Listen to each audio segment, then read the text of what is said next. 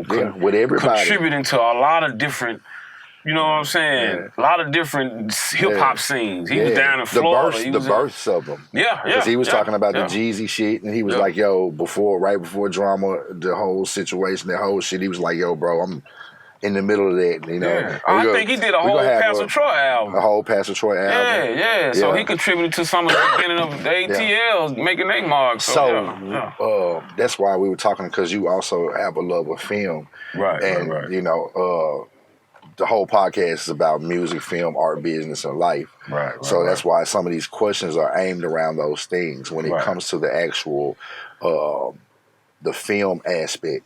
You always not been afraid to break a camera out. Oh no. So there's a lot of certain clips that's out there. You know what I'm saying? And documentaries and certain things like that of Memphis and shit like that. Right. Do you think? Because me and Al was talking about this too. Like Atlanta had companies that printed magazines and shit. Right. And Memphis wasn't a city where niggas is really reading type shit right there.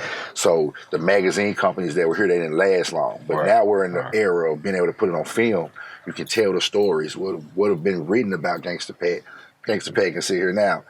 Tell me his story from the horse's mouth. You know what I'm saying? Now look, let me just get this, because I want to ask this question. Are you happy with the direction that the Memphis hip hop has taken?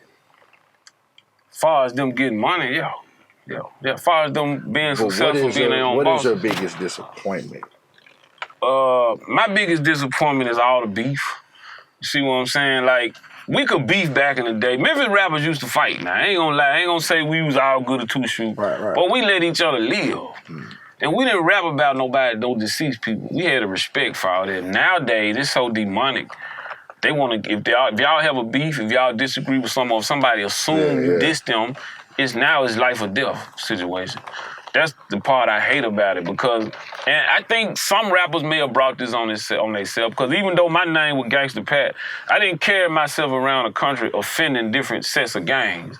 I didn't carry myself as a gang member. I carried myself as an artist that do gangster music. See what I'm saying? And respect me for that. What I did in the past, what they got to do with now? You either gonna buy the music or you ain't. You either gonna come to the show and hear it or you ain't. All that other stuff come from guys who ain't doing nothing, who have nothing to contribute but that kind of bullshit.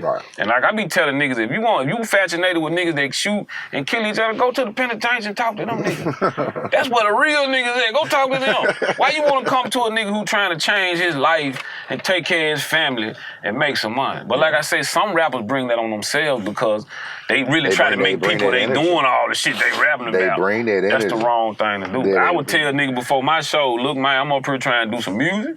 I rap gangster shit, but I ain't trying to offend nobody. I don't want y'all whole. I ain't here to disrespect y'all set. Let's listen to the music, have some fun, so we can all make home safe, dog.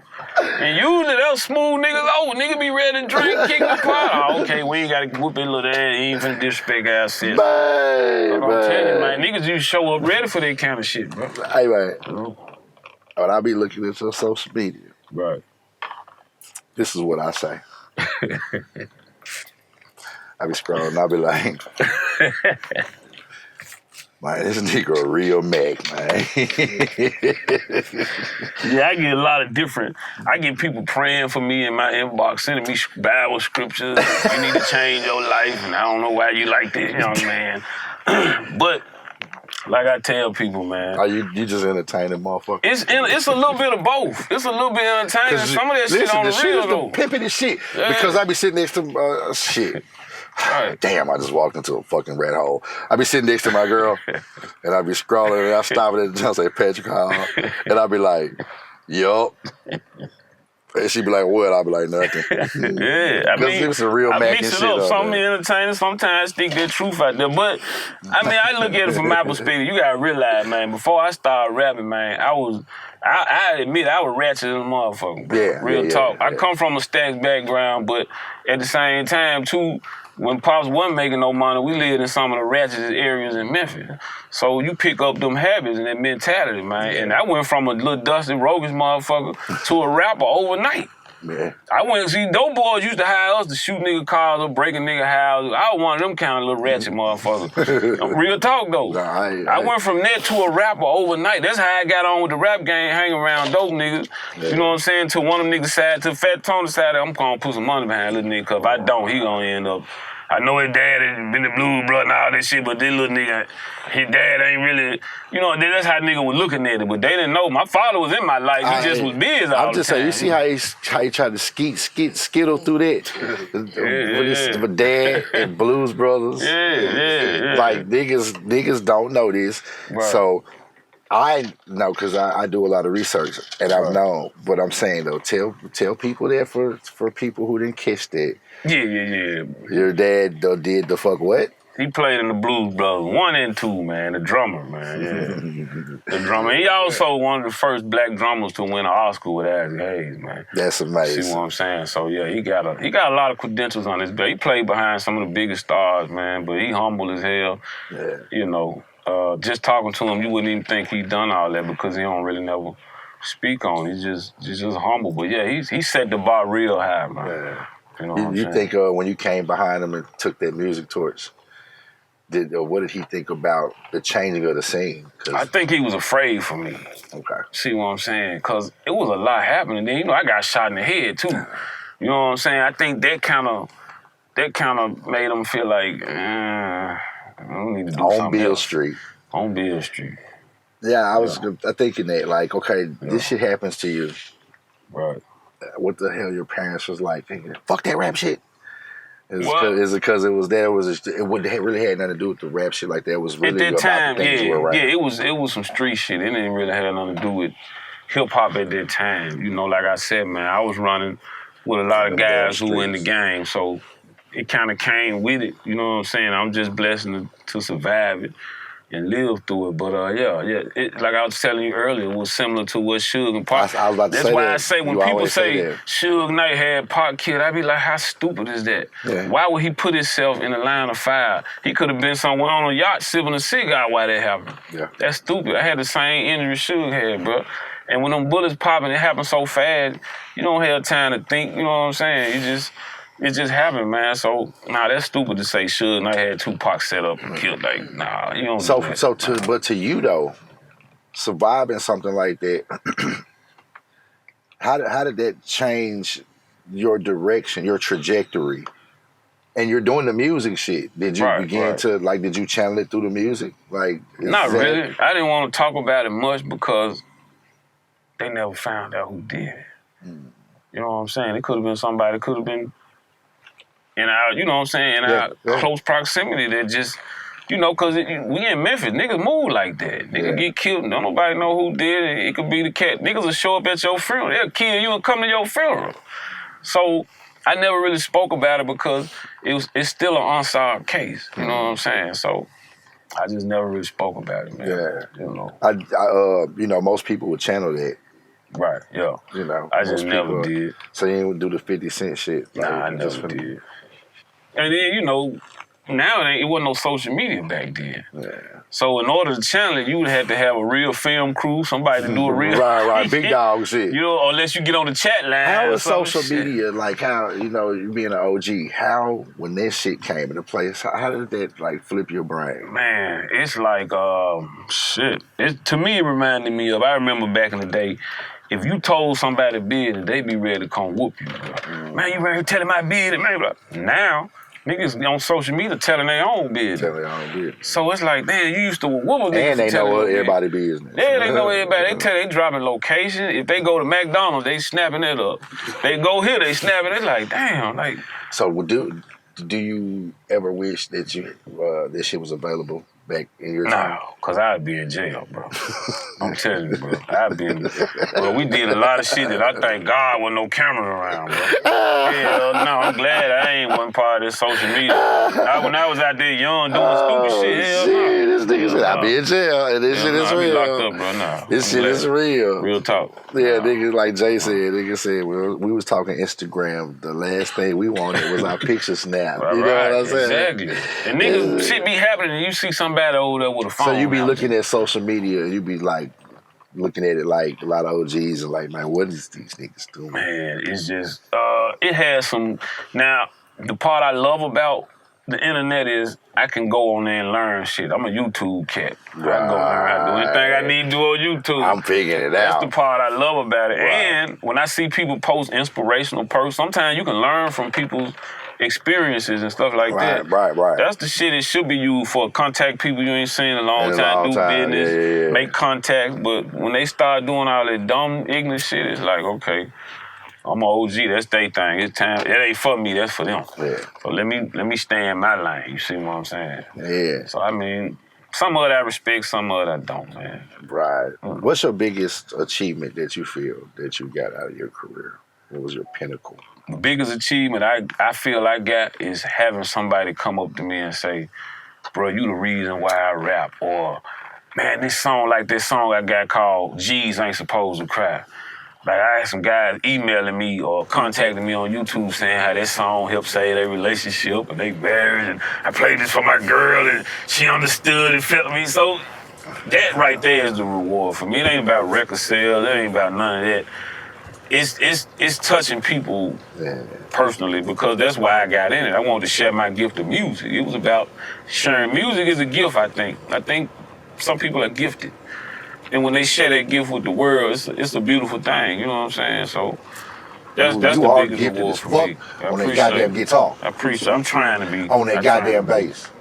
Nah, you ain't trying, my nigga. Yeah, I appreciate you being humble. Yeah, I know some real bass. Let another nigga brag on you. Yeah. No, I know what you're saying. But to a nigga that's like the guy that plays all the guitar parts on a lot of my shit is a Porter as well, Leland Porter. Right.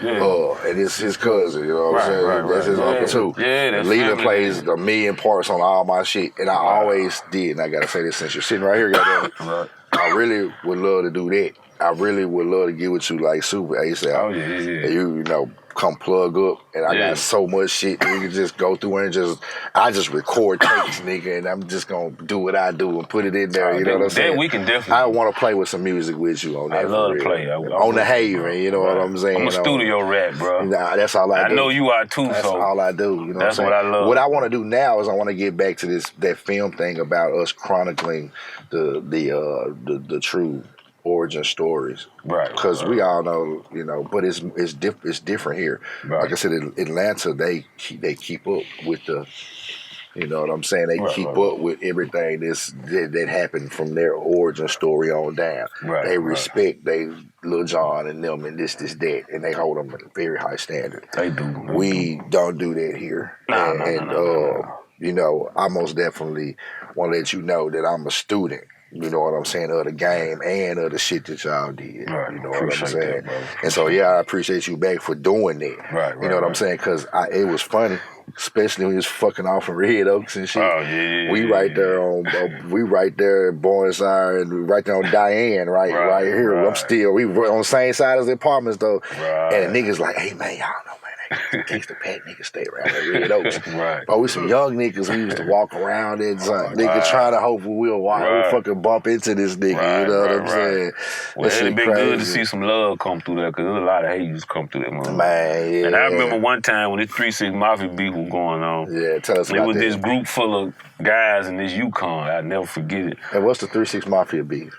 That was, we had a little, I ain't gonna even say, I'm gonna take that back. It wasn't 3-6, it was me and DJ Paul. Okay. I ain't gonna say I was beefing with 3-6 Mafia because you and Paul had an issue. Me and Paul had an issue. Okay. You know what I'm saying? So tell us for people who might not know. Yeah, we not dumb people, but you know, uninformed people. Yeah, we had a little disagreement back then. What that nigga do, man? Oh, God. You know what? You ain't gotta get into it. You know what? It's so old. He'll laugh about it too. We had creative differences. Right. It's like, my vision of Memphis Rap was, I was trying to help everybody get in. I wanted to see everybody eat. I helped Ball them get in. You know what I'm saying? I helped a lot of folk get in, bro. It's like, I helped Paul at some point. Yeah. You know what I'm saying? But I don't know. It's like, I think I want to say it was about this Tatter Club already. It was a misunderstanding of who had that first. Okay, so who had it? See what I'm saying? I think I had it first, and obviously they think they had it first. You see what I'm saying? So, but you got to look at it. So I'm sorry, I never knew that. That was mainly what kind of started. I knew it was something. I always heard it was something, but I never knew. Yeah, but see, my version wasn't a single. It was just a version of a song on a record, just an album filler. That's like semantics. And I gave everybody props on it, even them. I gave everybody credit. I said everybody from Memphis that were rapping at that time name. Wasn't a single for me. It was just a chant song. So they never ever shouted you out or fuck with you about it. Like nah, they just kind of they just kind of came out with their version of it, and that's kind of like with the lock 'em in the trunk thing, because people always say the 3 6 Mafia lock 'em in the trunk thing, and it didn't start there. No, it didn't start there. But see, that happened. Did they ever be like, yo, we did that? Or they just let people put that on them? Because, you know, people just put a jacket on a nigga, and the nigga just kind of walk it down. Right. So, you know what I'm saying? Like you know, maybe they, I mean, I don't know. I think at the time they were doing so good and so well, whatever they said, people just kind of, it was law. Whether it was real or not, they didn't have a question. Yeah. And you can have so much effect on the city, they don't question what you say. So right. Whatever these niggas, I remember I seen them in the magazine saying some negative shit about, you know, and people just accepted what they said and they went with it. You see what I'm saying? And I see even some of the people that used to ride them and look at me funny, now coming to me, man, you know, blah, blah, blah, and now they mad at him. You know what I'm saying? So it's like... That's why I was also glad that Paul did, because I had just remembered that I shot the Zerks part for the Lock 'em in the Trunk video. Right. He gonna try to act like he didn't know that was me in the car, though. Paul, the video? I ain't know that was for real? Yeah, come on.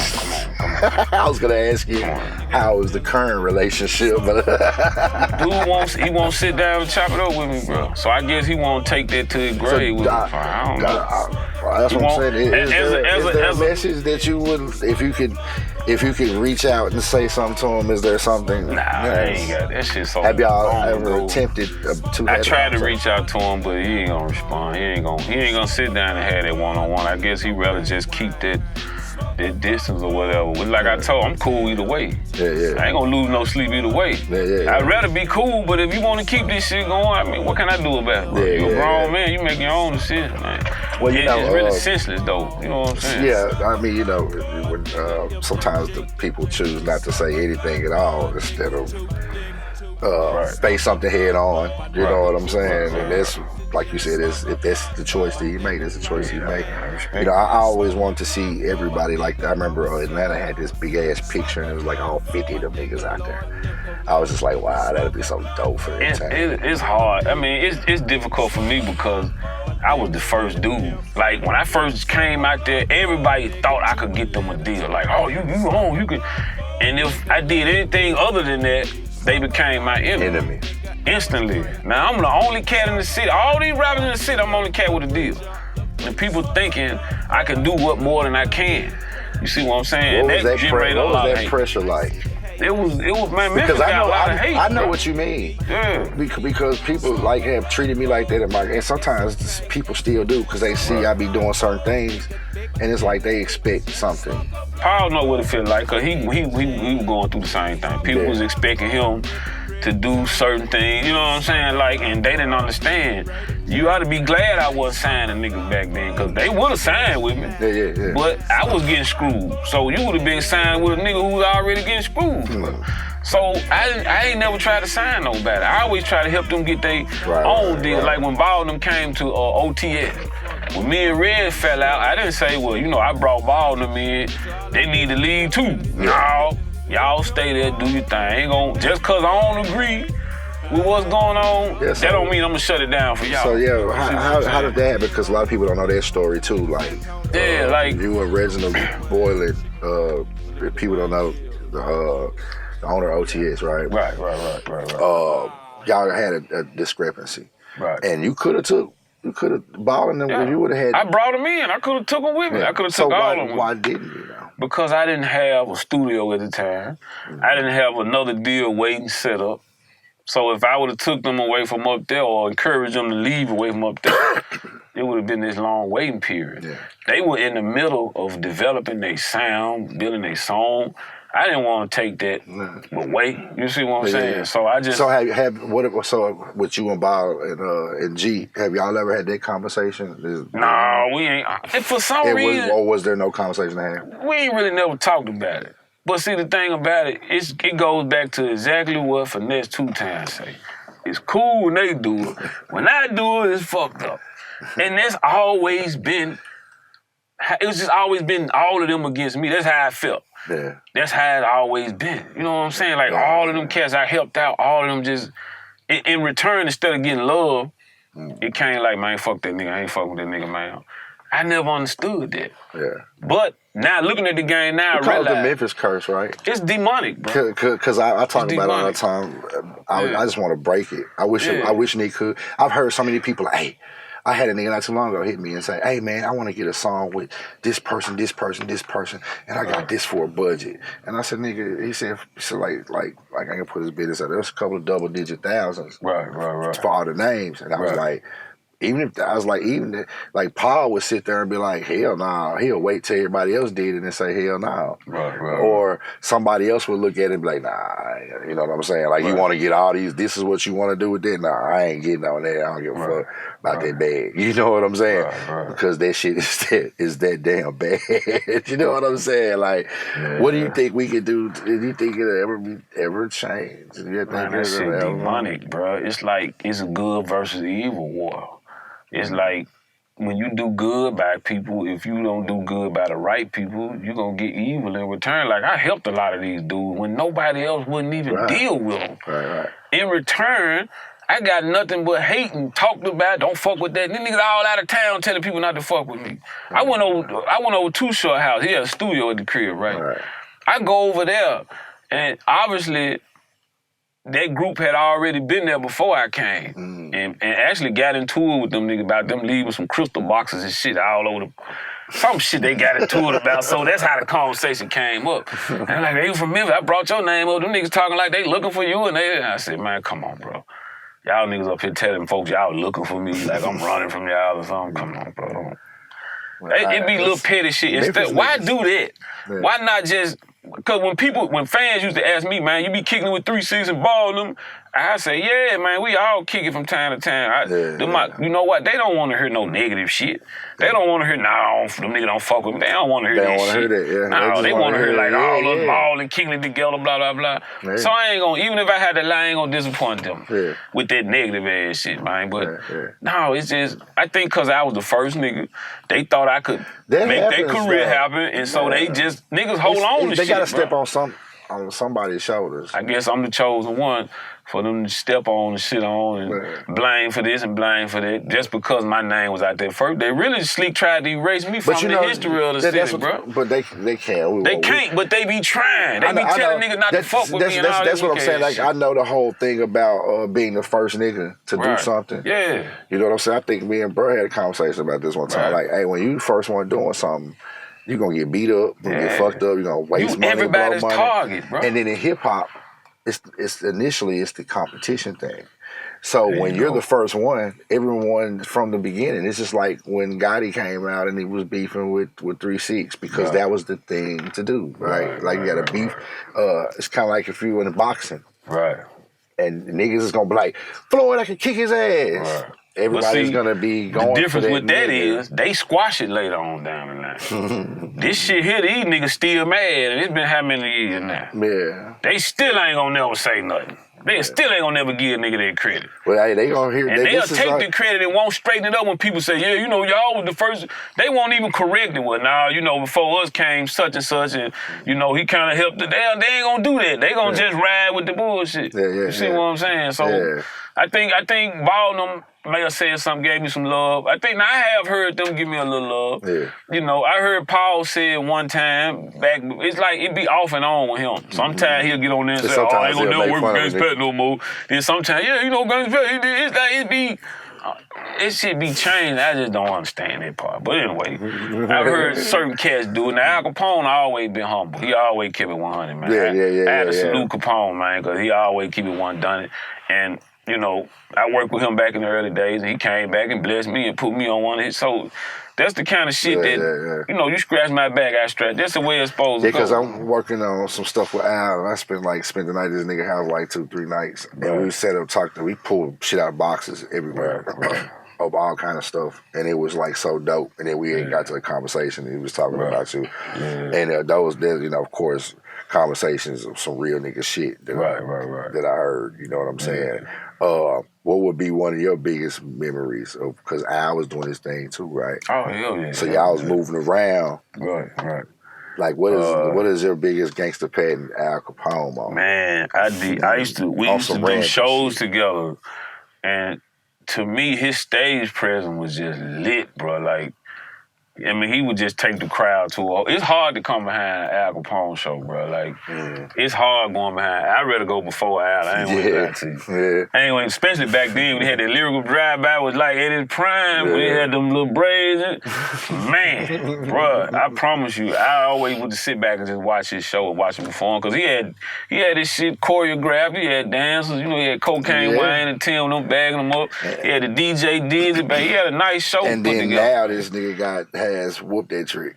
And you close it, and if it's anywhere in the vicinity of Memphis, this just people are just gonna turn up for that. You know what I'm saying? He one of them artists that when he may not have like a whole stream of hits, but the ones he got are so big he don't even need a whole stream. You got these big records that just gonna live forever. And so check it. Let's talk about that real quick. Because on my podcast with him, we talked about this because this nigga got 2 platinum plaques and 4 gold plaques. And 3 or 4 of them Johnsons with E40. And it's a couple of Johnsons I had no fucking clue. With Lil Jon and them. Like Snap Your Fingers. You wrote 40 verses, lick for lick, man. And I said, nigga, how the fuck you got 6 plaques and nobody fucking knows? How you ain't? I was asking for the Instagram. But that goes to show you how this nigga's so humble, bro. Like, right. Like even for the podcast, like I told him, I said, "Hey man, send me that clip I filmed of the Plex." He said, "I bet." He never sent it. We saving it for something. But I wanted that motherfucker for the podcast so I could show it. But he was like, "No, fuck this. I didn't even show it." But he does have those certifications. You know what I'm saying? But him being a humble nigga, he always brings up in the origin stories of doing it, of how he was looking at what child was doing. You know what I'm saying? So, definitely shows a lot of love. See, we all started back out at this place called 21st Century. You know what I'm saying? It was like a community center that allowed us to exercise our rap skills. Set the mic up, turntable, whatever you brought up there, drum machine, whatever, you can bring it up there. You appreciate it, bro. You can work out. You know what I'm saying? So it's like a lot of us got our stage presence up at 21st Century because we could perform before we got in front of a crowd. We could practice and work out stuff. So Al used to be there. Lord Infamous used to be up there. Paul was up there. Homicide was up there. A lot of people don't know the first Queens before Boo and Chat was Peaches and Chinese. And they had a Peaches and Cream too, but Peaches and Chinese, like those were the first female like rappers that had Memphis on fire back in the day. This was before Boo and Chat now, you know what I'm saying? So Memphis got some history before the history. You know what I'm saying? And most definitely, man, like rest in peace, Gangsta Boo. Oh man. Bro, that hurt me so bad. Oh God. Yeah. What's your favorite Gangsta Boo memory? Man, when I connected with her in Atlanta, she came by my spot, bro. Not even on no music shit, just on some come here to check on you, make sure you straight. You all right? You need anything? I'm here. Because another producer that she was working with, he came over there the night before, and I guess he went back and told me, "Gangsta, pat around." Because me and Boo ain't never had no issue, bro. We always been cool. Even while that beef was going on, I ain't never say her, I ain't never put her name on nothing. Like, we was always cordial. I used to always see her out. We kicked in the strip club one night. As a matter of fact, we had some fun that night, bro. I ain't gonna even lie. So that would be your memory. What strip club was that? We was in Platinum Plug. Oh, shit. And the trip part about it is, in the East, them motherfuckers in there, she was giving me love and showing me love, but they was acting like they didn't know who the fuck I was. Like, they was letting her do all this shit, but I'm with her like, "Oh, you hold up, bro." She like, "Y'all don't know who that is? That's such and such, such and such." They still, okay, well, we ended up getting kicked out the motherfucker, bro. They put us out that night, bro. We didn't even get through kicking. They put me and my partner out the motherfucker. What y'all do, fool? He was trying to Y'all holler ain't at shoot the this. motherfucker up, No, he was trying to holler at this white chick, and I think she was a little racist or something. Bro. Yeah. She was kind of being disrespectful. Platinum Platinum Plus. It was some racist ass dancers in that motherfucker. If you wasn't no black celebrity or had a lot of money, they treated you like you was a piece of shit. So she went to